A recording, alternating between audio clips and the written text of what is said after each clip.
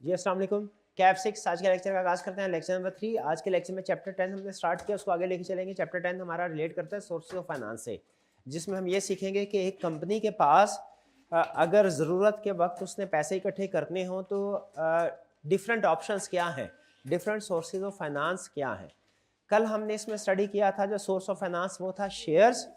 Shares हमने कल discuss करके वो लर्निंग ऑब्जेक्टिव कंप्लीट कर लिया था। आज हम एक स्टेप आगे चलेंगे। नेक्स्ट सोर्स ऑफ फाइनेंस है वो है डेट।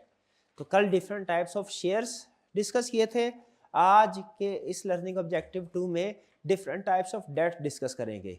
ये लर्निंग ऑब्जेक्टिव थोड़ा सा लेंथी है, इसलिए आज एक लेक्चर में कंप्लीट नहीं हो पाएगा। कुछ हिस्सा इसका हम आज के लेक्चर में कवर करेंगे और कुछ हिस्सा इसका फिर हम कल इसको कंप्लीट करेंगे। सबसे पहले लर्निंग ऑब्जेक्टिव 1 में से कोई क्वेश्चन कोई पूछना चाहते हो, कोई चीज़ समझ में ना आई हो, पूछ लीजिए। शाबाश, 1 बाय 1 जी। आईपीओ और इंट्रोडक्शन का फ़र्क क्या है? इंट्रोडक्शन में एग्जिस्टिंग शेयर्स को ही स्टॉक एक्सचेंज में रजिस्टर तो करवाया जाता है, जनरल पब्लिक को ऑफर नहीं किया जाता। जनरल पब्लिक को ऑफर नहीं किया, वो न्यू शेयर्स होते हैं जो आईपीओ में इशू किए जाते हैं। इंट्रोडक्शन में एग्जिस्टिंग शेयर्स ही, जैसे कोई प्राइवेट था उसी को कन्वर्ट करके हमने लिस्टेड कर लिया, पब्लिक कर लिया, उसका स्टेटस ही चेंज हुआ। नहीं नहीं नहीं नहीं, वो एग्जिस्टिंग शेयर होल्डर के पास ही रहते हैं। जैसे फर्ज कीजिए हम 3 शेयर होल्डर्स ने मिलकर एक कंपनी बनाई, हमारे पास 1-1 मिलियन शेयर्स हैं, अभी प्राइवेट कंपनी है। हमने सोचा यार फ्यूचर में हमें मजीद इकट्ठे करने पड़ेंगे, हमारे पास तो जितनी जमा पूंजी थी लगा चुके हैं, तो फ्यूचर में अवाम से पैसे इकट्ठा करने पड़ेंगे। तो अब ऐसा करते हैं कि फ़िलहाल अभी ही लिस्टिंग करवा लेते हैं इसको, जब फ्यूचर में ज़रूरत पड़ेगी ना उस वक्त हमें दोबारा ये सारा काम नहीं करना पड़ेगा, काम सारा तैयार होगा, हम सिर्फ ऑफर करेंगे। तो अब एग्जिस्टिंग 3 मिलियन ही हमने स्टॉक एक्सचेंज में जाके लिस्ट करवाए, तो हमारे जो लिस्टिंग 3 मिलियन ही की होगी, वो वही 3 मिलियन है जो एग्जिस्टिंग है, जो नया इशू हुआ है वो नहीं। यह है इंट्रोडक्शन, यानी हमने मार्केट में स्टॉक एक्सचेंज में इंट्रोडक्शन ले लिया, हमारे यहाँ इंट्रोडक्शन हो गया मार्केट में। ठीक है, ये सेम होगा वही। हाँ, इसके बाद फर्ज कीजिए अगर मजीद शेयर इशू करते हैं आप, 7 मिलियन मजीद शेयर इशू करना है, तो वो जब जनरल पब्लिक को इशू करेंगे वो आईपीओ होगा। और की क्वेश्चन?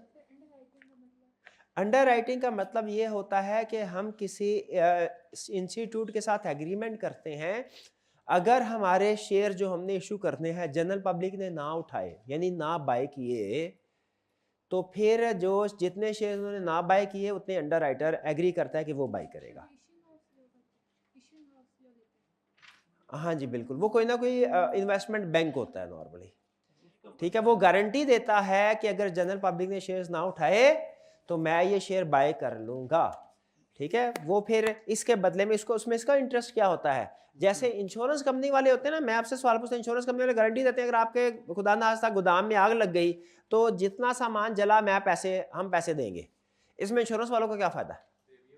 हाँ, प्रीमियम पे अंडर राइटर को भी कमीशन मिलता है जो ये गारंटी देता है। और अगर कभी फर्ज कीजिए फर्क आ भी जाए तो फिर अंडर राइटर वो शेयर खुद बाय करता है। अच्छा, बाय करने के बाद फिर अपने पास रख लेता है, बाद में कंपनी के हालात बेहतर होते हैं, शेयर प्राइस इंक्रीज होती है तो वो बेच देता है।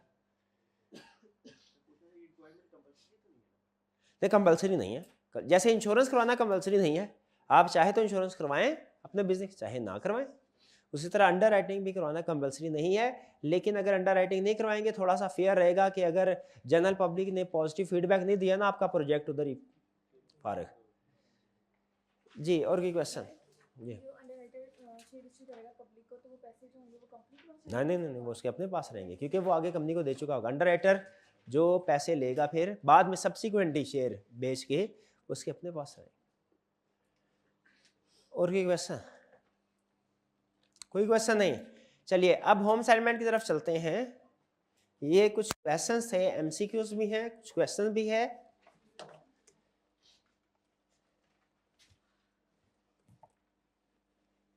पहला, which type of share holder receive a fix dividend rate? Preference share holder. ठीक है, अच्छा, ऑर्डिनरी शेयर और प्रेफरेंस शेयर में फर्क क्या है? ऑर्डिनरी का डिविडेंड फिक्स नहीं होता, शेयर प्रेफरेंस शेयर होल्डर का डिविडेंड फिक्स होता है। अच्छा, ऑर्डिनरी में और प्रेफरेंस में सिमिलैरिटी क्या है? फाइनेंस के पॉइंट ऑफ व्यू से बताना है। दोनों इक्विटी है। और फाइनेंस के पॉइंट ऑफ व्यू से ऐसा कंसेप्ट बताया जो हमारे किसी फ्यूचर के चैप्टर में काम आता हो। कल दोनों को डिविडेंड मिलता है आगे, दोनों का जो डिविडेंड होता है टैक्स के पॉइंट ऑफ व्यू से बताए, वो टैक्स डिडक्टेबल नहीं होता, टैक्स डिडक्टेबल नहीं होता। ये असूल जहन में रखिएगा। ये जब next chapter cost of capital में पहुंचेंगे ना, तो टैक्स की एडजस्टमेंट जहन में रखिएगा। शेयर्स में नहीं होनी, चाहे ऑर्डिनरी शेयर है चाहे प्रेफरेंस शेयर्स है।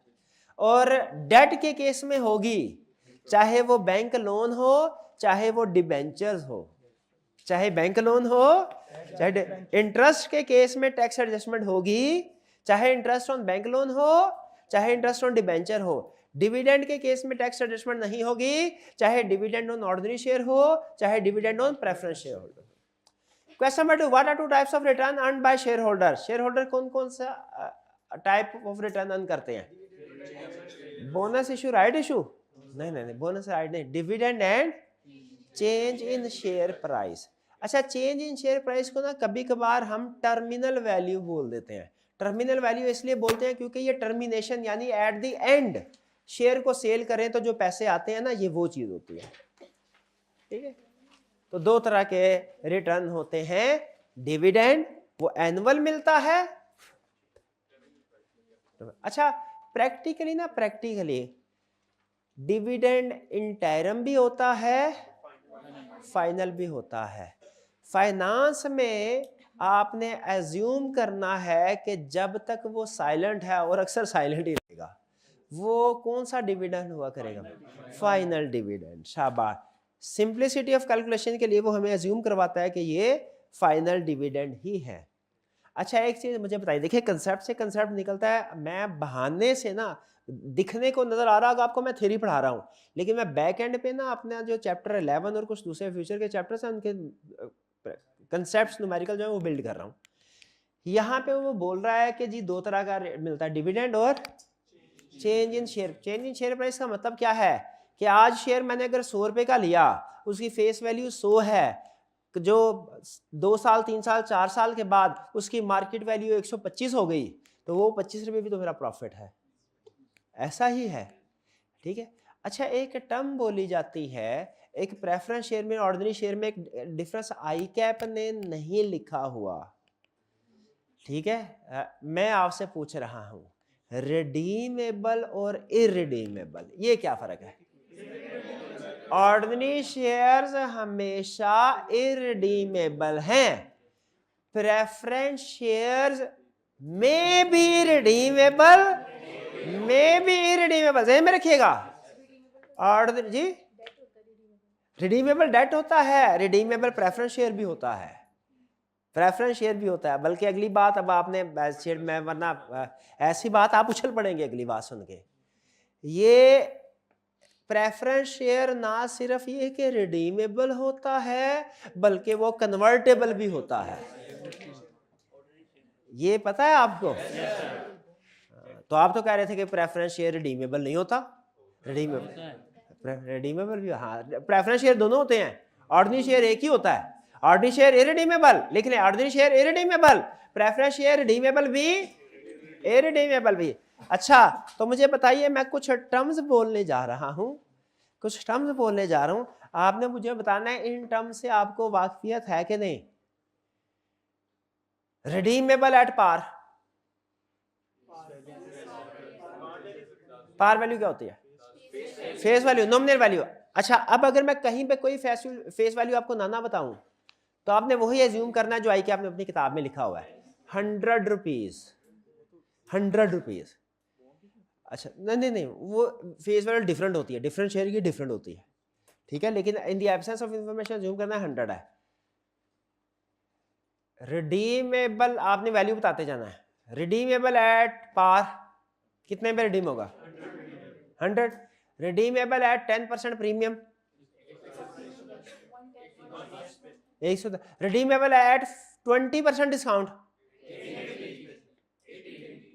80। अच्छा, इशूड एट डिस्काउंट 10%, 90 पे इशू हुआ है, इशू रिडीम नहीं हुआ, इशू हुआ है 90, issued at 10% redeemable at premium of, issued at discount of 10% redeemable at premium of 10%, issued 90 पे रिडीमेबल 110 पे। अब अगर क्वेश्चन के अंदर ये रिडीमेबल इशूड के अल्फाज at par at premium at discount आएगा, समझ लेंगे?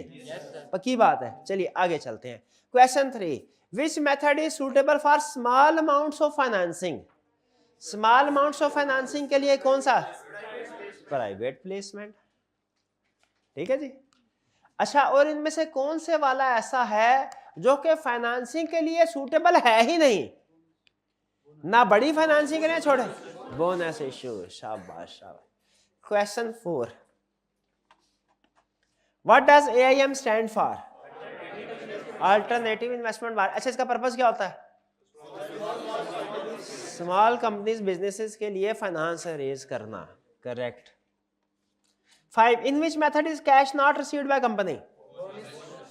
Bonus issue. IPO में तो नहीं होता। State 2 features of shares. Share के फीचर्स क्या हो? प्रीएम्प्टिव राइट है, इरिडीमेबल है, डिविडेंड वेरी कर सकता है, डिविडेंड टैक्स डिडक्टेबल नहीं होता, प्रीएम्प्टिव राइट होता है। बिल्कुल ठीक है। ये 2 पूछे थे हमने, 3-4 बता दिए। Differentiate between issuance cost of equity and debt. Issuance cost पूछ रहा है, इशू करने की कॉस्ट किसकी ज्यादा है? इक्विटी की। डेट की कम होती है, क्योंकि इक्विटी के केस में ज्यादा अप्रूवल्स रिक्वायर्ड होती हैं, प्रोसेस लेंथी होता है। Differentiate bit. अच्छा जी, what is 8, what is the primary purpose of alternative investment market? Explain the concept of 2। अच्छा, ये इत्तेफाक से जो एग्जांपल्स आ रही है 2 for 5 की है, लेकिन ये ना समझिएगा हमेशा यही होता है।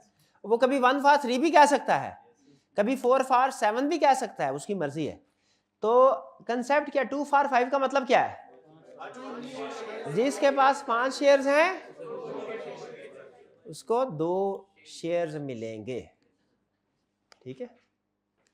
10, company A is considering an IPO to raise funds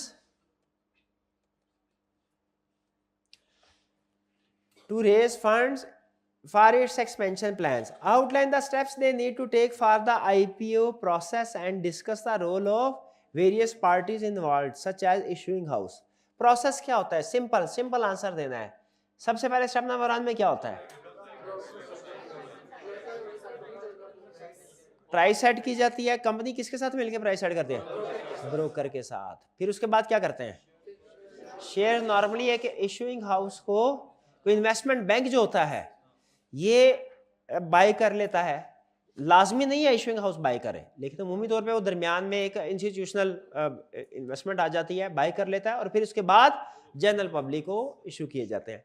देखिए, लीगली और भी स्टेप्स हैं, ये कंप्लीट स्टेप्स नहीं है, और भी पार्टीज इन्वॉल्व होगी। हमने सिर्फ फाइनेंस और अपने सिलेबस की हद तक इसको डिस्कस किया है। ठीक है, हमने इसके लीगल इम्प्लीकेशन को डिस्कस नहीं किया, वरना शेयर इशू करने की लीगल इम्प्लीकेशन आपको पता है लॉ में पूरा चैप्टर है। तो हम सिर्फ यहाँ पे इसको ब्रीफ डिस्कशन अपने सिलेबस और अपने फाइनेंशियल एस्पेक्ट की हद तक डिस्कस करते हैं। Next 11, firm B needs a small amount of financing for a new project. Small को ध्यान में रखिएगा, स्मॉल उसने बोला और न्यू प्रोजेक्ट है। Discuss pros and cons of opting for private placement. Private placement के बेनिफिट्स क्या हैं, और क्विकर है, चीपर है, लेस डिस्क्लोजर, और डिसएडवांटेजेस क्या है? एक ही बंदा अगर हैवी इन्वेस्टमेंट करेगा तो उसका कंट्रोल बिल्ड हो जाता है। ठीक है, कंट्रोल एक्सरसाइज कर सकता है, उसकी फिर बाद जो प्रोजेक्ट में चेंजेस करनी होती है उससे फिर अप्रूवल लेनी पड़ती होती है। Next, firm D is considering either a right issue और a bonus issue. Assess the impact on the firm's balance sheet for both options. Right, assets और लायबिलिटीज दोनों इंक्रीज होंगे। बोनस इशू में रिजर्व की कैपिटलाइजेशन होती है, assets और liabilities same रहते हैं जैसा पहले थे। करेक्ट। चलिए, कोई क्वेश्चन पूछना चाहते हो तो पूछ ले, वरना आगे चले। कोई क्वेश्चन नहीं। Next, date. डेट का मतलब क्या है? Debt means borrowing money in exchange for interest. इसमें इंटरेस्ट को अंडरलाइन कीजिए कि आपने मनी को बारो किया इंटरेस्ट के बदले में, यानी बदले में आप इंटरेस्ट देंगे। ठीक है, और इंटरेस्ट जो है वो टैक्स डिडक्टेबल होता है। डेट में भी शॉर्ट टर्म और लॉन्ग टर्म, बिल्कुल ठीक है, शॉर्ट टर्म भी हो सकता है, लॉन्ग टर्म भी हो सकता है। शॉर्ट टर्म कौन सा होता है? जैसे बैंक ओवरड्राफ्ट। और लॉन्ग टर्म कौन सा है? Bank loan. Bank loan normally तब टर्म बोली जाती है जब लॉन्ग टर्म 3 साल 5 साल का लोन लिया हो बैंक से। अगर रनिंग फाइनेंस लिया हो ना, रनिंग फाइनेंस ओवरड्राफ्ट, वो बैंक ओवरड्राफ्ट या रनिंग फाइनेंस कहलाता है, शॉर्ट टर्म है। अच्छा बताइए किसके ऊपर इंटरेस्ट पे करते हैं? दोनों के ऊपर इंटरेस्ट पे करते हैं। शाबाश शाबाश। फैक्टर्स इन्फ्लुएंसिंग, अच्छा डेट में भी रिडीमेबल, डेट रिडीमेबल भी हो सकता है, इरिडीमेबल भी हो सकता है। ठीक है, डेट इरिडीमेबल कैसे? इरिडीमेबल डिबेंचर्स, एक मिनट, इरिडीमेबल डिबेंचर्स हो सकते हैं कि नहीं हो सकते? डिबेंचर को ना हम बॉन्ड भी बोलते हैं, ठीक है, वो अमेरिकन लैंग्वेज में थोड़ा टर्मिनोलॉजी बात का डिफरेंट हो जाती है। जैसे स्टॉक आप बोलते हैं ब्रिटिश बुक्स के अंदर इन्वेंट्री को, लेकिन अमेरिकन बुक्स अगर अकाउंटिंग की आप देखें ना, उसमें स्टॉक शेयर्स के लिए भी टर्म यूज़ होती है। स्टॉक शेयर्स के लिए भी याद रखिएगा, यहाँ पे शायद किसी क्वेश्चन में आए भी। तो इन्होंने पूछा इरिडीमेबल डेट की एग्जाम्पल, इरिडीमेबल डेट की एग्जाम्पल है इरिडीमेबल डिबेंचर, रिडीमेबल होते हैं ना। और भी क्वेश्चन? अब भाई पूछे क्वेश्चन आपसे, हाँ रिडीमेबल डेट की एग्जाम्पल बताइए। रिडीमेबल प्रेफरेंस शेयर नहीं, redeemable debenture. Redeemable preference share होंगे तो वो तो डेट से निकल के शेयर में चले जाएंगे, शेयर में चले जाएंगे। ठीक है, ठीक है। अच्छा कोई स्टूडेंट बता सकता है अगर हम प्रेजेंट वैल्यू कैलकुलेट करें यानी कॉस्ट ऑफ डेट कैलकुलेट करें, तो डेट रिडीमेबल हो या इरिडीमेबल हो, इसमें क्या फर्क पड़ता है? कोई फर्क नहीं पड़ता।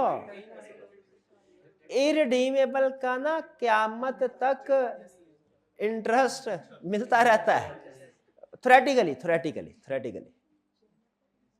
इरिडीमेबल मतलब ये ना, इरिडीमेबल क्या फर्क है इरिडीमेबल और रिडीमेबल में? इस चैप्टर के लिए रेलिवेंट क्वेश्चन नहीं है, कॉस्ट ऑफ कैपिटल के लिए बहुत रेलिवेंट है।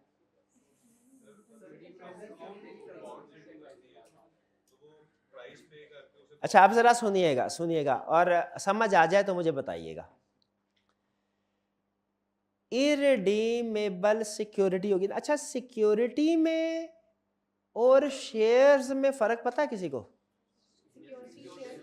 सिक्योरिटीज की टर्म बोली जाती है शेयर और डिबेंचर्स दोनों के लिए, शेयर डिबेंचर दोनों के लिए लफ्ज सिक्योरिटीज बोला जाता है। जब कोई कंसेप्ट दोनों पे अप्लाई होता है ना, तो हम ये नहीं कहते this concept shall apply on shares as well as debentures, हम कहते हैं this concept shall apply on securities.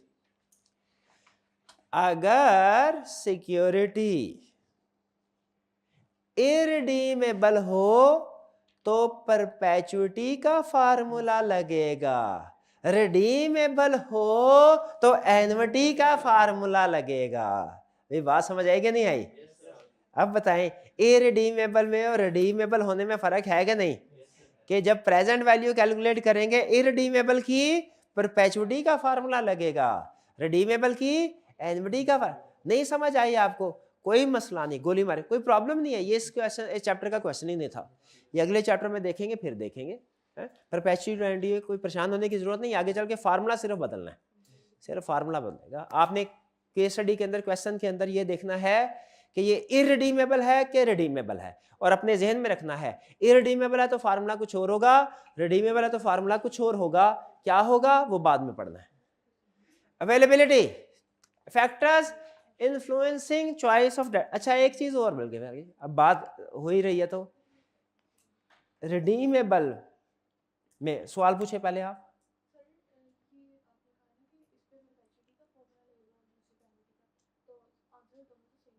Answer दोनों से सेम नहीं आएगा। एन्युटी का फार्मूला तब लगाते हैं जब वो कैश फ्लो एंड में जाके कहीं पे खत्म होने होते हैं, परपेचुटी का मतलब है हमेशा चलते रहेंगे, सेम नहीं आएगा, फार्मूला सेम नहीं होगा। लिखें, इरडीमेबल और रिडीमेबल का फार्मूला कभी सेम नहीं होगा। मैं परपेचुटी और एन्युटी में आप कंफ्यूज हो रहे हैं शायद, उसको छोड़ दें, छोड़ दें, लेकिन इतना तो लिख लें कि इरडीमेबल और रिडीमेबल का फार्मूला सेम नहीं होगा। आज के लिए इतना काफी नहीं है, अभी तो स्टोरी शुरू हुई है, इतना काफी है। क्या मिक्स हो गया है सारा? एक मिनट है, वापिस आ जाए, वापिस आ जाए।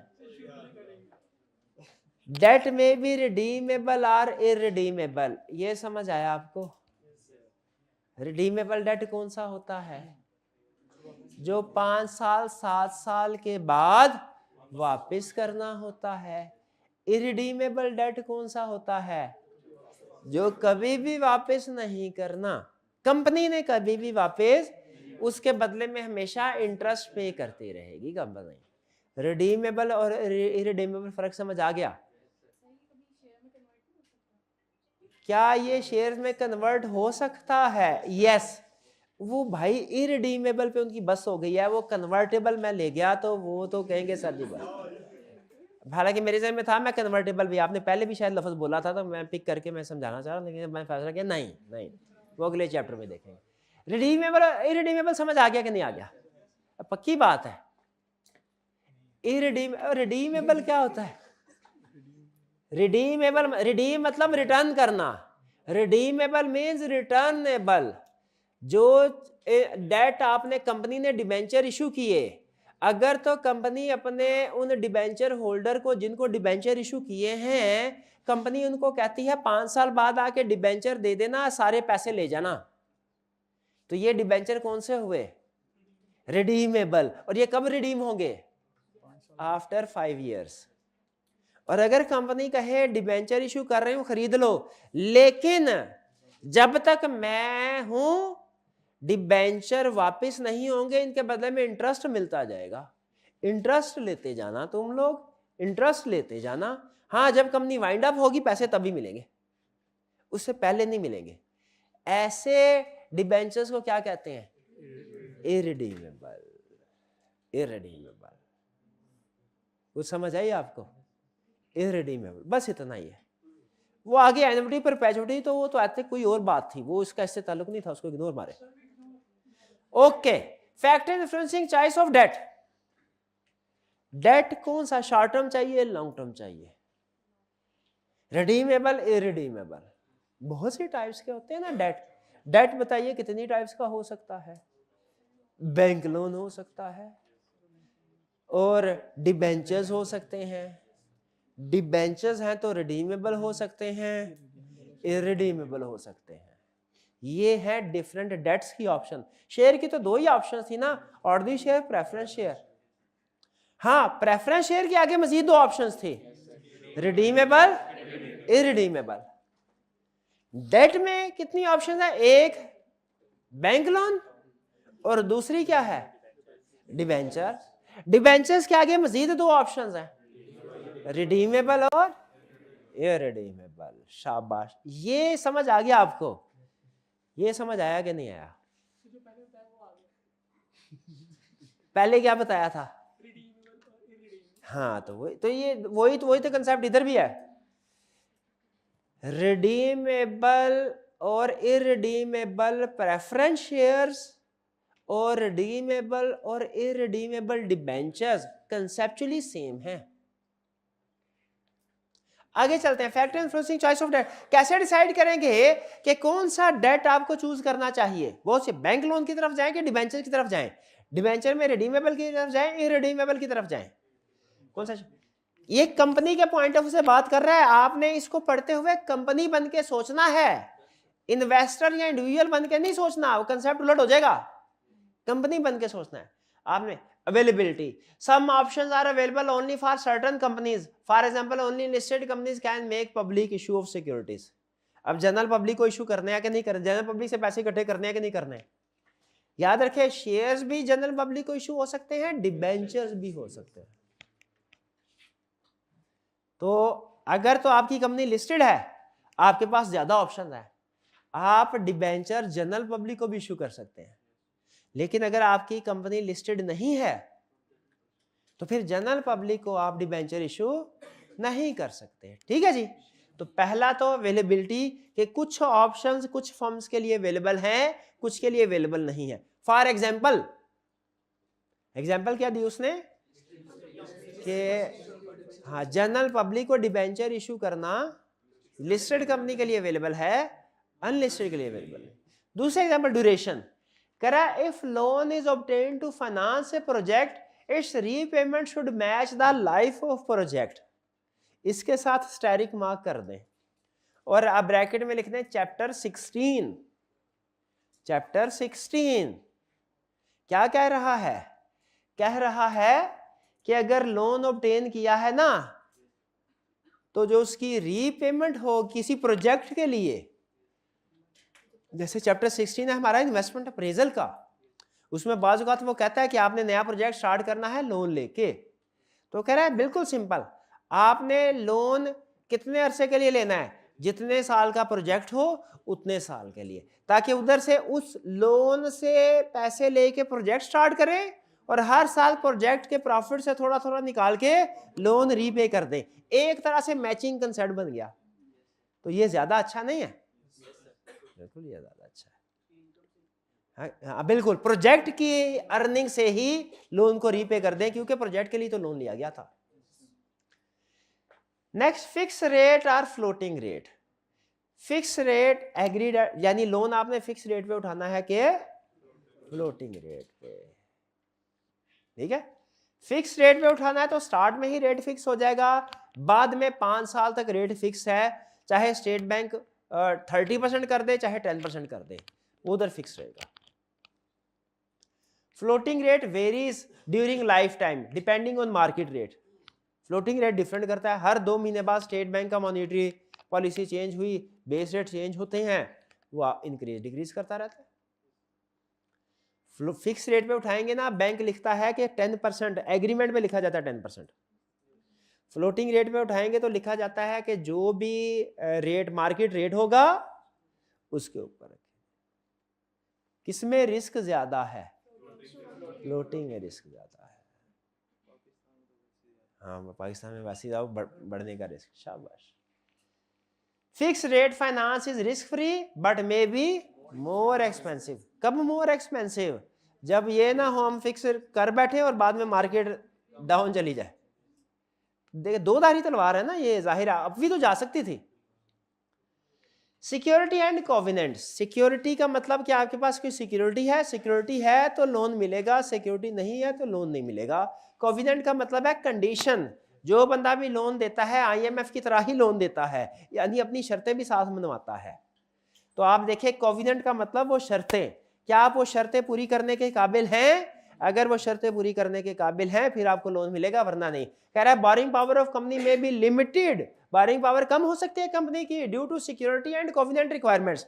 किसी भी बैंक की जितनी ज्यादा सिक्योरिटी की रिक्वायरमेंट होंगी, कोवेनेंट रिक्वायरमेंट कंडीशंस होंगी, कंपनी की बोरोइंग एबिलिटी उतनी ही कम होती जाएगी, कम होती जाएगी रिक्वायरमेंट। सिक्योरिटी में भी इधर फिक्स चार्ज और फ्लोटिंग चार्ज। ये तो आपने वो कंपनी लॉ में शायद पढ़ा होगा, कि किसी और सब्जेक्ट में भी पढ़ा है। फिक्स चार्ज और फ्लोटिंग चार्ज क्या होता है? फिक्स चार्ज होता है स्पेसिफिक एसेट के ऊपर, और फ्लोटिंग चार्ज का मतलब क्या होता है? क्लास ऑफ एसेट्स के ऊपर। ठीक है, यानी जनरल कैटेगरी। जैसे अगर मैं कहूं इस AC के ऊपर आपका चार्ज है, ये कौन सा है? और अगर मैं कहूं इस क्लास के जितने भी AC हैं उन सब पे आपका चार्ज है, फ्लोटिंग चार्ज है।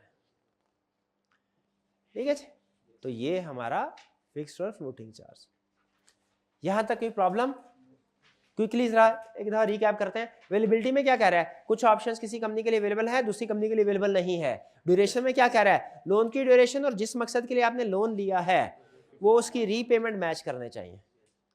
फिक्स रेट और फ्लोटिंग रेट का मतलब क्या है? कि लोन फिक्स रेट भी हो सकता है, फ्लोटिंग रेट भी हो सकता है। अगर आप रिस्क को पसंद करते हैं तो कौन सा ऑप्शन उठाएं? फ्लोटिंग। और अगर रिस्क को पसंद नहीं करते, फिक्स। फिर कह रहा है सिक्योरिटी एंड कोवेनेंट्स। जितनी ज्यादा सिक्योरिटी एंड कोवेनेंट्स रिक्वायरमेंट्स होंगी, बोरोइंग पावर उतनी ही कम होती जाएगी। Advantages and disadvantages of debt financing. अच्छा, इस चैप्टर में जगह जगह एडवांटेजेस और डिसएडवांटेजेस आएंगे। असूल सुन लीजिए। अगर तो किसी जगह उसने देखें एज टीचर जो मेरे लिए एडवांटेज की बात है वो शायद आपके लिए एज स्टूडेंट एडवांटेज की बात ना हो।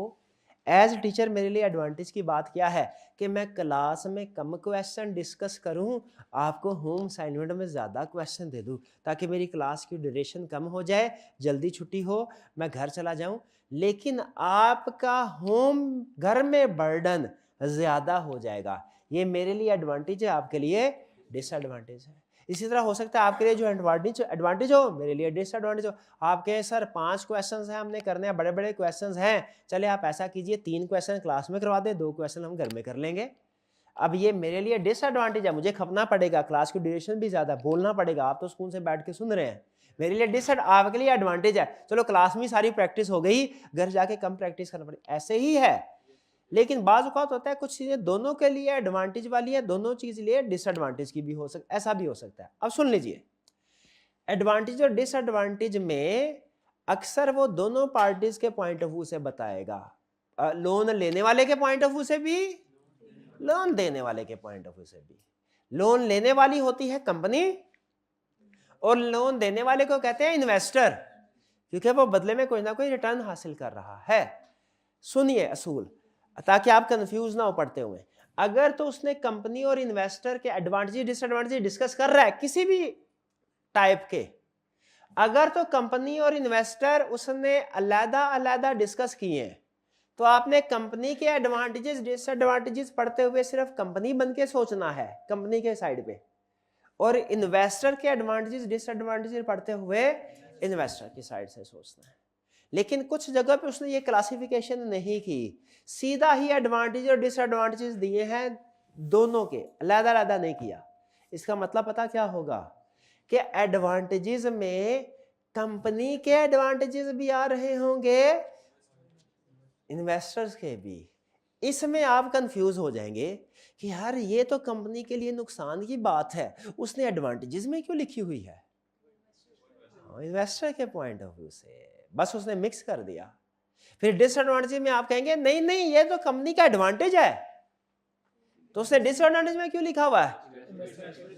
क्योंकि अमूमी तौर पे एक का एडवांटेज दूसरे का डिसएडवांटेज होता है। और इवन इसमें भी अगर आप सिर्फ एक हिस्सा पढ़ ले तो दूसरा पढ़ने की जरूरत नहीं है। पढ़ेंगे सही हम, जरूरत क्यों नहीं है? एक का एडवांटेज उसका डिसएडवांटेज, उसका डिसएडवांटेज इसका एडवांटेज। तो स्टार्ट करें एडवांटेजेस एंड डिसएडवांटेजेस। ठीक है, चलिए आगे चलते हैं। पहले है फॉर कंपनी। अब हम कंपनी बन जाना है, अब इन्वेस्टर नहीं बनना, आपने कंपनी बन जाए। बन गए कंपनी। एडवांटेज क्या है? Cheaper as tax deductible. Agree करते हैं? करते हैं तो टिक लगाएं साथ। टिक लगाएंगे तो मुझे समझ आएगी कि आपको समझ आ गया है, ताकि गवाही रहे कि ये आपको समझ। टैक्स डिडक्टेबल है ना, इसका मतलब है इसमें टैक्स डिडक्शन होगी, टैक्स डिडक्शन होगी। याद रखिएगा, कॉस्ट ऑफ कैपिटल में भूलना जाइएगा। ये ना हो कि आप इंटरेस्ट पेमेंट के ऊपर टैक्स डिडक्शन ना करें और डिविडेंड के ऊपर कर दें। कॉस्ट ऑफ कैपिटल के चैप्टर में ऐसा ही करेंगे ना आप? फिर क्या करेंगे? हाँ जी, जब आपने इंटरेस्ट की कॉस्ट कैलकुलेट करनी है, टैक्स की डिडक्शन करनी है। डिविडेंड की कॉस्ट कैलकुलेट करनी है, टैक्स डिडक्शन नहीं करनी, क्योंकि इंटरेस्ट टैक्स डिडक्टेबल है, डिविडेंड टैक्स डिडक्टेबल नहीं है। आगे चलते हैं। चीपर है, चीपर हो गया ना, क्योंकि जब डिडक्शन होगी कॉस्ट कम आएगी। No voting rights. जो डेट लेता है उसको कोई वोटिंग राइट्स नहीं मिलते, वो तो शेयर्स वाले को मिलेंगे, शेयर में भी बल्कि ऑर्डिनरी शेयर वाले को मिलेंगे। कंपनी के लिए फायदा है कि नहीं है? डिसीजन मेकिंग पावर शेयर नहीं हो रही किसी के साथ। Limited payment in high profit. Company धड़ाधड़ कमा रही, बेतहाशा कमा रही है, 50%, 60%, 70%, लेकिन इंटरेस्ट कितना दे रही है? वैसे। लेकिन अगर शेयर होते तो फिर उसके लिहाज से पे करना पड़ता। तो समझ आ रहा है कि हाई प्रॉफिट है ना जब लिमिटेड पेमेंट है, लिमिटेड पेमेंट। फिर low issuance cost. Issuance cost low है तो पढ़ चुके हैं ना, लीगल रिक्वायरमेंट कम होती। डिसएडवांटेज क्या है? Security to be provided, security provide करनी पड़ेगी, शेयर्स में नहीं करनी पड़ती। पेमेंट इवन इन लॉस और लो प्रॉफिट्स, अगर लॉस है, लो प्रॉफिट है, तब भी मैं अच्छा एक तरफ कह रहा था हाई प्रॉफिट, खुश हो रहा था, हाई प्रॉफिट होगा मुझे कम पैसे देने पड़ेंगे, ये प्लस है। और अगर प्रॉफिट कम हो तो फिर उतने पैसे देने पड़ेंगे, ये तो नुकसान की बात होगी उसके लिए। Liquidator in case of non payment, अगर नॉन पेमेंट डिविडेंड पे ना करे मसला कोई नहीं है, घर की बात है, लेकिन अगर डेट पे इंटरेस्ट पे ना करें, वो क्रेडिट, वो जिन लोगों ने पैसे लेने हैं वो अगर कोर्ट में रुजू कर ले, आपने कैफ 7 कंपनी लॉ में पढ़ा होगा, वो 1 लाख रुपया किसी को देना हो ना, अगर 1 लाख लाने बताया और आप उसे ना दे, वो कोर्ट में जाके अप्लाई कर दे, वो आप लिक्विडेटर पॉइंट और कंपनी खत्म हो जाती है, वाइंड अप हो जाती है। तो इसलिए वो कहते हैं इसमें डिसएडवांटेज क्या है कि अगर आपने पेमेंट वगैरह टाइम पे ना की, लिक्विडेटर पॉइंट हो जाएगा, कंपनी गई।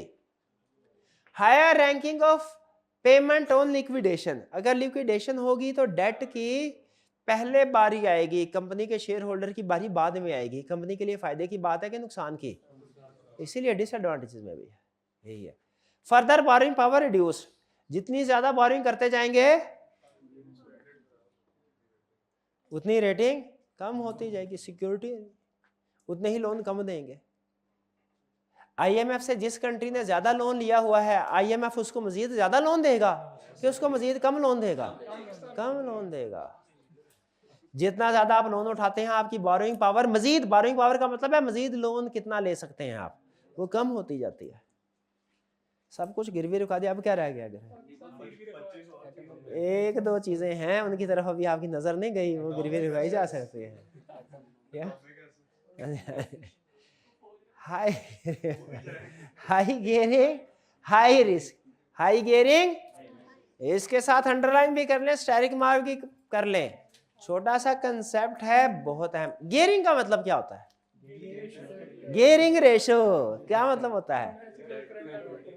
करंट एसेट और करंट लायबिलिटी नहीं है, क्विक रेशो है। गियरिंग रेशो क्या है? हाँ जी, debt divided by equity, debt से मुराद लॉन्ग टर्म डेट है, ये याद रखिए। इसके साथ ब्रैकेट में लिख लें chapter 15 working capital. Working capital वाला कंसेप्ट बिखरे है ना भाई, एक का तार दूसरे से जुड़ा है, किसका किससे जुड़ा हुआ है, तो इसलिए मैं बता रहा हूं ताकि उधर जाके आपको रिकॉल हो जाए। बताया हाई गियरिंग का मतलब क्या है? गियरिंग का मतलब क्या है? जितना ज्यादा डेट लेते जाएंगे गियरिंग हाई होती जाएगी। जो ज्यादा, इसके लिए एक और वर्ड यूज होता है लेवरेज्ड कंपनी, गियर्ड कंपनी। जिस कंपनी ने ज्यादा लोन लिया हो ना, ज्यादा लोन डेट, उसके लिए वर्ड होता है गियर्ड कंपनी, हाईली गियर्ड या हाईली लेवरेज्ड कंपनी। गियर्ड का लफ्ज ज्यादा मशहूर है। हाई गियर, जिस कंपनी की डेट ज्यादा होता जाता है उसमें रिस्क ज्यादा होता है। बताइए कैसे? रिस्क डिफॉल्ट का, कि वो डिफॉल्ट कर सकती है, डिफॉल्ट कर सकती है, ठीक है। हाई रिस्क, ये पता समझ आई? हाई गियरिंग कि जितने ज्यादा डेट उठाते जाएंगे आपका रिस्क भी बढ़ता जाएगा। अच्छा चले यहाँ पे रुके, अगर इजाजत दें थोड़ी गपशप कर लो भाई, कंफ्यूज तो नहीं हो जाएंगे। अच्छा, क्या हम रिस्क को कैलकुलेट कर सकते हैं?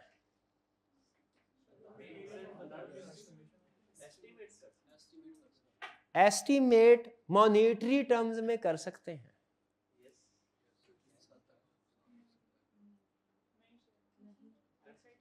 क्या सिर्फ आप ये कह सकते हैं कि रिस्क हाई है, रिस्क लो है, या ये भी कह सकते हैं रिस्क 2.3 है, रिस्क 1.2 है, इस प्रोजेक्ट का रिस्क 1.2 है, इस प्रोजेक्ट का रिस्क 2.3 है?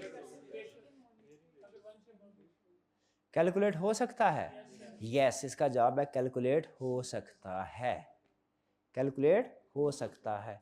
इसका फार्मूलाज डिटेल है, वो हमारे सिलेबस में नहीं है, वो सीफैप लेवल पे आप पढ़ेंगे। रिस्क जब कैलकुलेट होता है तो इसको पता है क्या कहते हैं? इसको कहते हैं बीटा। बीटा बीटा बीटा पता कैसे लगाते हैं? बीटा बीटा कैसे लगाते हैं? हाँ, बी की लिखे डंडी बिल्कुल उसकी खींच दे, ऐसे ही है, शाबाश। पहले डंडी खींच देते हैं फिर बी लिखते हैं, ये ऐसे, ये बीटा। बीटा ये है रिस्क, रिस्क बीटा। ये ज़हन में रखिएगा, पहचान रखिएगा, जहां कहीं बीटा आ जाए इसका मतलब क्या है, रिस्क आ गया। वो कहेगा beta has been increased from 1.1 to 1.3। अब कॉस्ट ऑफ कैपिटल का वो सवाल पूछूं आपसे जो स्टूडेंट्स को बहुत ही मुश्किल लगता है, पूछो। वो कैलकुलेशन भी होती है उसमें, आधा मुश्किल कैलकुलेशन में, आधा मुश्किल कंसेप्ट में। मैं सिर्फ कंसेप्ट वाला पूछ रहा हूं। एक कंपनी का बीटा इंक्रीज हो गया, उसकी कॉस्ट ऑफ कैपिटल पे क्या फर्क पड़ेगा? इंक्रीज हो जाएगी, डिक्रीज हो जाएगी, नो इफेक्ट। कितने स्टूडेंट का इंक्रीज होगी? इंक्रीज होगी, शाबाश। कितनों का ख्याल डिक्रीज होगी? इंक्रीज होगी। ये किस वजह से? हाई गेयरिंग है, हाई रिस्क। हाई रिस्क का मतलब बीटा हाई हो गया कंपनी का, high risk high return. High gearing high risk एक कंसेप्ट है, हाई रिस्क हाई रिटर्न दूसरा। जब रिस्क हाई होगा ना तो जो इन्वेस्ट करने वाले हैं वो कहेंगे हम इन्वेस्ट नहीं करेंगे, तुम लोगों का रिस्क हाई है, डूब सकते हो, उन्हें फिर ज्यादा ऑफर करना पड़ेगा। तो ये जहन में रखिएगा, जब रिस्क हाई यानी beta increase, cost of capital will increase. ये चैप्टर 11 का कंसेप्ट अभी लिख लें। If beta is increased, cost of capital will increase. Beta के साथ नीचे लिख दीजिए रिस्क, क्योंकि 2 दिन के बाद भूल जाना आपको कि बीटा का मतलब क्या था। बीटा मतलब रिस्क। अगर रिस्क इंक्रीज हुआ, क्योंकि रिस्क इंक्रीज से रिटर्न इंक्रीज होता है ना, तो जो इन्वेस्टर करेगा ना वो हाई रिटर्न मांगेगा, हमें उसे ज्यादा पैसे देने पड़ेंगे, वरना वो इन्वेस्ट नहीं करेगा। चले वापिस आ जाए।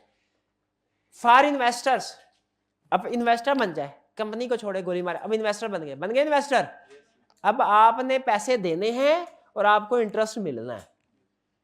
एडवांटेजेस क्या है? No risk of variation in income, fixed return आएगा, ये नहीं कभी कम कभी ज्यादा, कभी है ही नहीं, कोई चक्कर नहीं है। Liquidator in case of non payment, अरे ये तो डिसएडवांटेज था, एडवांटेज में कैसे आ गया?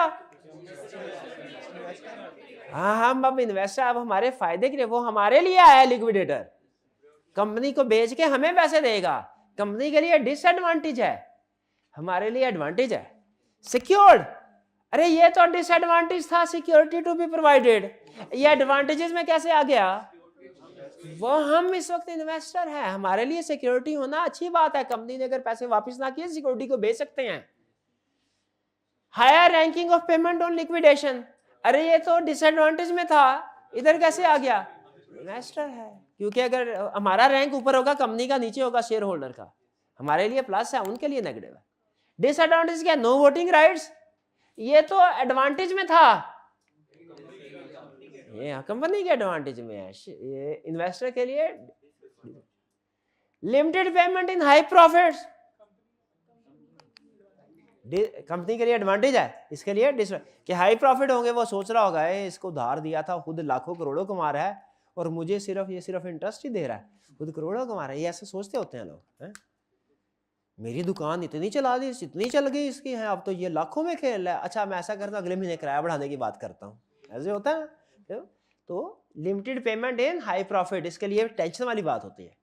हाई रिस्क इफ अनसिक्योर्ड, अगर अनसिक्योर्ड होगा तो रिस्क हाई है। इसका मतलब है डेट सिक्योर्ड भी हो सकता है, अनसिक्योर्ड भी हो सकता है। प्रैक्टिस में ना अभी तो आपको कहा जाता है ना कि डेटर ओवरड्यू हो गए, प्रोविजन रिकॉर्ड कर दो 20%, 50%, 60%। प्रैक्टिस में ये भी देखा जाता है कि सिक्योरिटी है कि नहीं। सिक्योर्ड डेट के ऊपर परसेंटेज कम होती है, अनसिक्योर्ड डेट्स के ऊपर परसेंटेज ज्यादा होती है, ज्यादा होती है। बताइए, बैंक ने लोन दिया होता है, बदले में अपने पास गिरवी चीजें रखवाई होती है ना। अगर पार्टी डिफॉल्ट करती है, वो प्रोविजन रिकॉर्ड करते हैं कि नहीं करते? वो देखते हैं सिक्योरिटी है कि नहीं। सिक्योरिटी सफिशिएंट हो तो फिर ज्यादा प्रोविजन रिकॉर्ड करने की जरूरत नहीं होती। फिर नीचे गेयरिंग को बता रहा है, ये इसको ध्यान में रखिएगा, ये कंसेप्ट आगे यूज होगा। ठीक है, फ्रीक्वेंटली नहीं लेकिन 2-3 क्वेश्चन में यूज होगा। Gearing is the ratio of debt to equity. यहाँ पे डेट से मुराद कौन सा डेट है? Long term loan. ये ज़हन में रखिएगा, लॉन्ग टर्म है। वो बैलेंस शीट दी थी उसने, उसमें लॉन्ग टर्म शॉर्ट टर्म दोनों थे, उसने दोनों को फिट कर दिया, दोनों फिट कर दिया।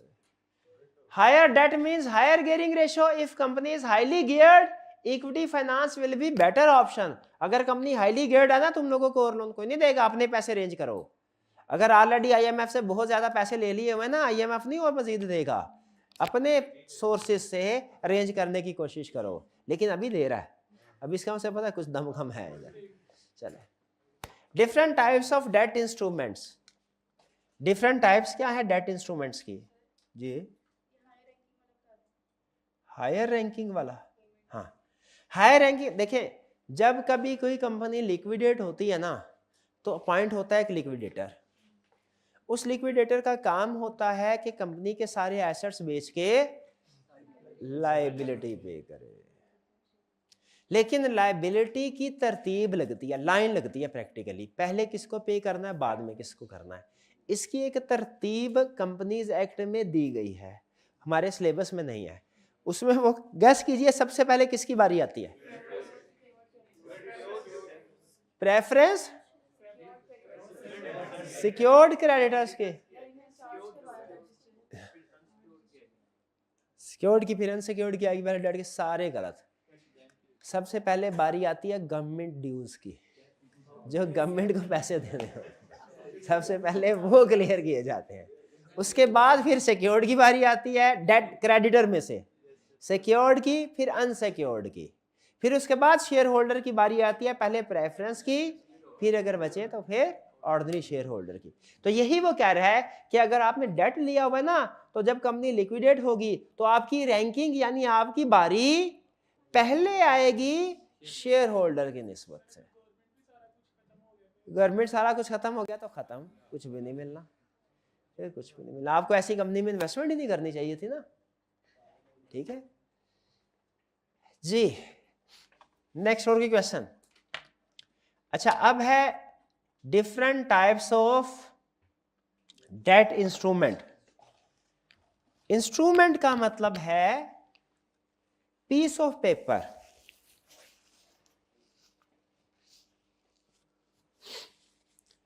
यानी डेट में बैंक लोन के लिए इंस्ट्रूमेंट का वर्ड यूज नहीं होता। ये जो डिबेंचर बॉन्ड वगैरह होते हैं ना, इनके लिए इंस्ट्रूमेंट का वर्ड यूज होता है। इंस्ट्रूमेंट का मतलब यूज होता है सिक्योरिटीज के लिए, सिक्योरिटीज इंस्ट्रूमेंट, ठीक है। तो इंस्ट्रूमेंट का मतलब है कि कंपनी के पास कितनी ऑप्शंस हैं, डेट के जरिए बैंक के अलावा पैसे करने हैं इकट्ठे कंपनी ने। कंपनी डेट में डिफरेंट ऑप्शन होती है ना। एक ऑप्शन है बैंक से लोन ले लें, यहां पे उसका जिक्र नहीं कर रहा, वो बाद में करेगा। डेट इंस्ट्रूमेंट का मतलब, इंस्ट्रूमेंट का मतलब होता है रिटर्न पीस ऑफ पेपर। आपने पढ़ा निगोशिएबल इंस्ट्रूमेंट, वो रिटर्न पीस ऑफ पेपर होते हैं। तो जब आप रिटर्न पीस ऑफ पेपर के जरिए किसी से वादा करते हैं कि कुछ अरसे के बाद आप उसे पैसे दे देंगे, उसके लिए वर्ड इंस्ट्रूमेंट यूज होता है, ठीक है। इंस्ट्रूमेंट की डिफरेंट टाइप्स है, एक है commercial paper, loan, notes, debenture और बॉन्ड्स। थ्योरेटिकल कंसेप्ट है, सिर्फ न्यूमेरिकल में इसकी कोई सिग्निफिकेंस नहीं है। न्यूमेरिकल में सिर्फ और सिर्फ वो आपसे डिबेंचर और बॉन्ड्स को कहेगा एक ही चीज है, और नॉर्मली डिबेंचर वर्ड यूज करेगा। लेकिन थ्योरेटिकली डिफरेंट आपको कंसेप्ट्स बता रहा है। पहला कमर्शियल पेपर। कमर्शियल पेपर कहते हैं जब आपने थोड़े से अरसे के लिए पैसे इकट्ठे करने हो, 1 साल से कम अरसे तक के लिए, तो यूं समझ लीजिए है ये सारे ही डिबेंचर्स की बदली हुई शक्लें। अगर वही पेपर आप 1 साल से कम अरसे के लिए डेट के लिए इशू करें कमर्शियल पेपर, उसी को आप 1 साल से ज्यादा और 5 साल तक के लिए इशू करें लोन, और उसी को अगर 5 साल से ज्यादा के लिए इशू करें वो डिबेंचर या बॉन्ड कहलाएगा। 5 साल से ज्यादा कर लिए। अब अगर वो सिक्योर्ड है तो बॉन्ड कहलाएगा, अनसिक्योर्ड है तो डिबेंचर कहलाएगा। लेकिन परेशान नहीं होना, ये सिर्फ थ्योरेटिकली डिफरेंस है। जब न्यूमेरिकल साइड पे जाएंगे वो एक ही चीज आपसे पूछेगा, डिबेंचर। क्लियर? हाँ, बॉन्ड्स के आगे कह रहा है कुछ मजीद टाइप्स हैं, ये समझ लीजिए। पहले बताइए यहां तक समझ आ गई?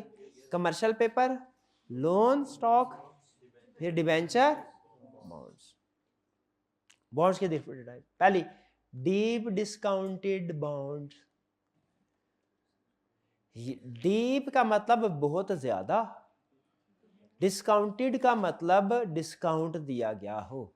ऐसा बॉन्ड जिस पे बहुत ज्यादा डिस्काउंट दिया गया हो उसे कहते हैं deep discounted bond. Deep discounted bond यानी 100 रुपये पार वैल्यू है तो वो हो सकता है 50 रुपये, 60 रुपये, 40 रुपये में बिक रहा हो। जैसे कुछ अर्सा पहले, 1.5 साल पहले जो पाकिस्तान के स्कूक बॉन्ड्स इंटरनेशनल मार्केट में इशू करने थे तो वो तकरीबन कोई 50-60% के दरमियान में ट्रेड हो रहे थे पार वैल्यू की। डीप डिस्काउंट बहुत, इसका मतलब क्या है कि पाकिस्तान अगर आज 100 रुपये का बॉन्ड इशू करके कहता है जी 5 साल बाद 100 रुपये हम आपको देंगे, तो उसे कितने पैसे मिलेंगे? 53 रुपीज। 53 रुपीज, क्योंकि 47 क्या हो गया? डिस्काउंट। डिस्काउंट थोड़ा बहुत होना तो उसे सिंपल डिस्काउंट बोलते हैं। 5% डिस्काउंट, 10% डिस्काउंट, ये सिंपल डिस्काउंट है। इशूड एट डिस्काउंट सुना होगा आपने? इशूड एट डिस्काउंट 10% हो ना, 10% हो तो आप कहेंगे इशूड एट डिस्काउंट, और अगर 50% हो तो आप कहेंगे इशूड एट डीप डिस्काउंट। कुछ समझ आया डीप डिस्काउंट का? डीप डिस्काउंट का इन्वेस्टर को फायदा हो जाता है। जितना ज्यादा डिस्काउंट होगा ना, कंपनी के लिए नुकसानदेह है, इन्वेस्टर के लिए फायदेमंद है। उतने कम पैसे देने पड़ेंगे और उतने एंड पे ज्यादा पैसे मिलेंगे।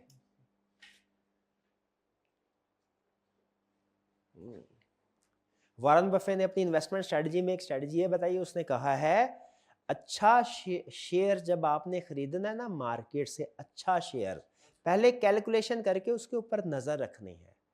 कहता है वैसे शिकार करना है जैसे शेर बकरी का शिकार करता है, हिरन का शिकार करता है। कैसे? पहले वो अंदाजा लगा लेता है कि मैंने इसका शिकार करना है, ताड़ लेता है, टारगेट कर लेता है। फिर उसके बाद वो बड़े चुपके से इत्मीनान से इंतजार करता रहता है कि इस वक्त उसका शिकार बेखबर हो, वीक पोजीशन में है।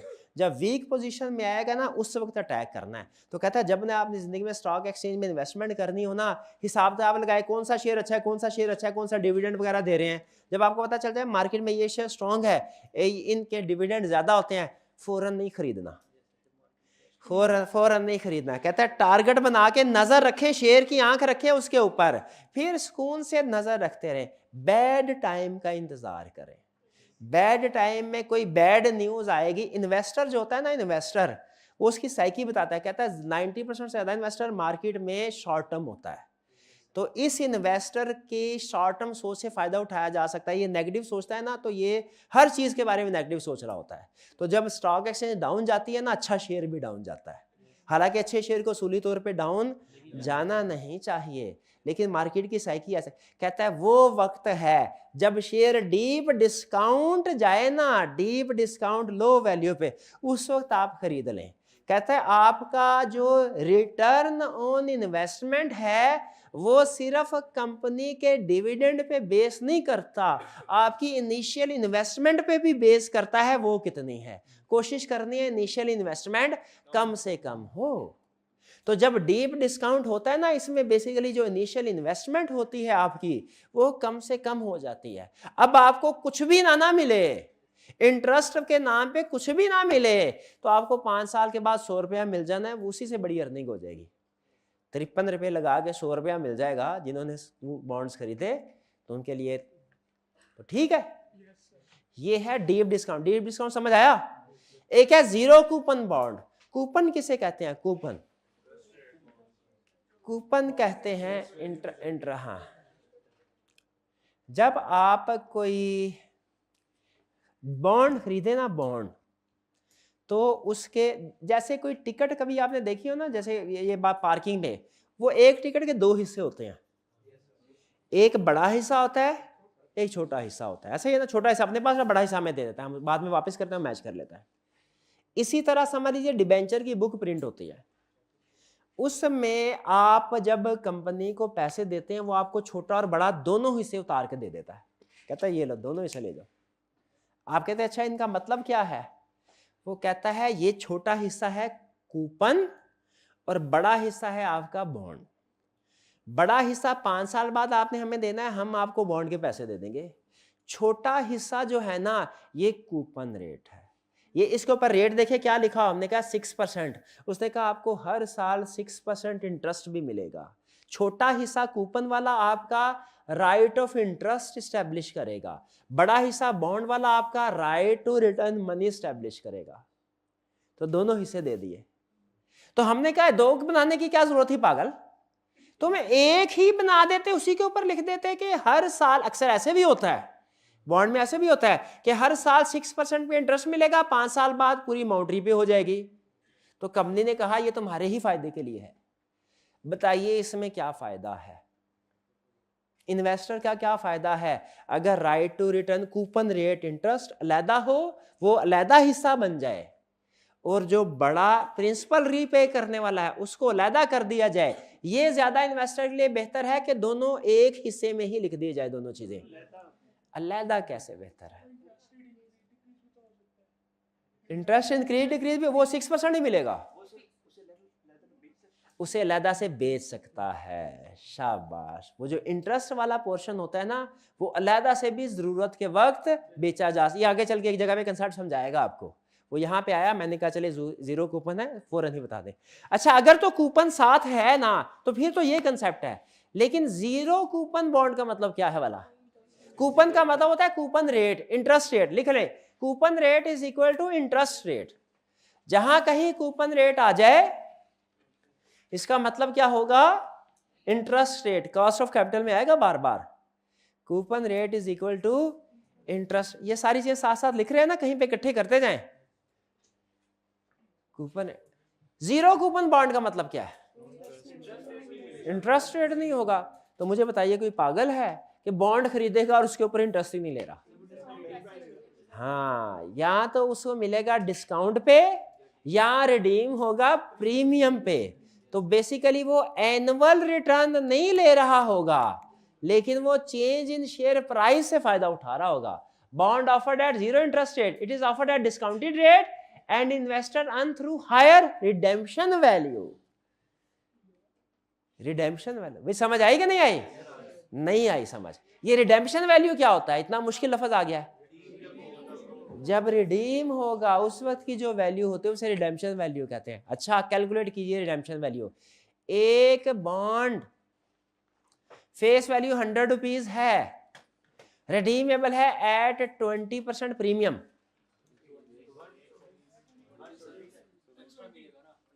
हाँ, रिडेम्पशन वैल्यू क्या है?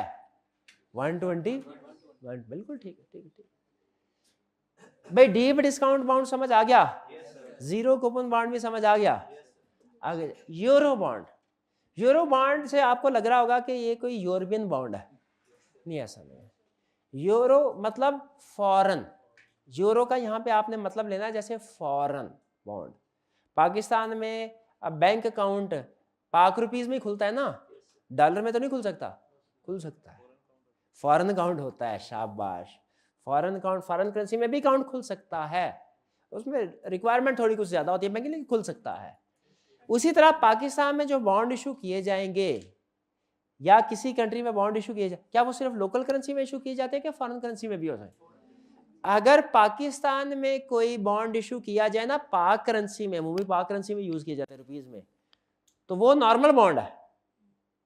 लेकिन अगर पाकिस्तान में कोई बॉन्ड इशू किया जाए डॉलर में कि हम आपको $1,00,000 5 साल बाद वापस करेंगे, वो होगा यूरो बॉन्ड।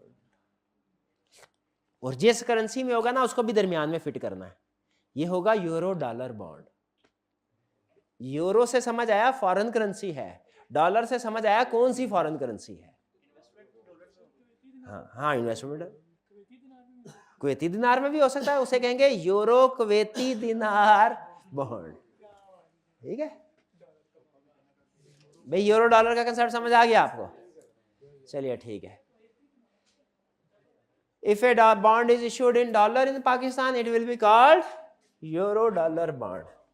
अच्छा, अब एडवांटेजेस ऑफ कह रहे हैं आखिरी बात, इसके बाद क्लास खत्म। इसके बाद छुट्टी। आखिरी बात, जीरो कूपन बॉन्ड में इन्वेस्टर को कूपन तो मिलेगा, रेट तो मिलेगा ही नहीं, इंटरेस्ट रेट तो मिलेगा ही नहीं, ऐसा ही ना, zero coupon zero interest rate. तो उसके फायदे और नुकसान क्या है? क्या इसका कोई फायदा है? अच्छा अब देखते हैं एग्री कर। नो नीड टू, अच्छा एक मिनट, इसने कंपनी और इन्वेस्टर की क्लासिफिकेशन तो की ही नहीं। इसका मतलब है हो ना हो ये मिक्सचर लगाएगा, कहीं ना कहीं मिक्स करके दे देगा। तो हमने थोड़ा सा अलर्ट होना है, हमने ये भी देखना है एडवांटेज है कि नहीं, ये भी देखना है किसके पॉइंट ऑफ व्यू से है। No need to repay cash till maturity date, क्योंकि कंपनी को हर साल इंटरेस्ट पे करने की जरूरत नहीं है, सिर्फ एंड में पे करना है। एडवांटेज हो गया कंपनी के लिए। उसने बताया नहीं, उसको चाहिए था ये, जैसे ऊपर उसने स्टार्ट अच्छा लिया था इन्वेस्टर का और कंपनी का अलग करके, लेकिन यहाँ पे आके वो मिक्स कर गया। कोई बात नहीं, जल्दी में होगा। Redemption price is known, redemption price is known. Projector को क्या हो गया? बटन तो बंद है, हाँ ऑन कर दे, हो गया ऑन। ये लेक्चर थोड़ी देर के लिए पॉज कर दे जी। तो next, redemption price is known, redemption price पता है कितनी होगी, पता है ना। So better planning to repay bond at maturity, so planning की जा सकती है कि मेच्योरिटी डेट पे कितने पैसे अरेंज करने हैं और कैसे करने हैं। किसके पॉइंट ऑफ व्यू से है? ये भी कंपनी के पॉइंट ऑफ व्यू, हाँ ठीक है। अच्छा डिसएडवांटेजेस पे आ जाए।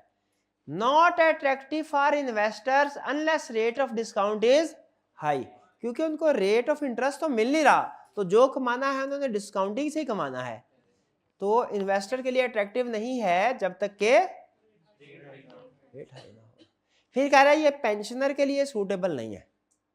पेंशनर हजरात ने इन्वेस्टमेंट करनी है अगर वो ये जीरो कूपन बॉन्ड बाय ना करे।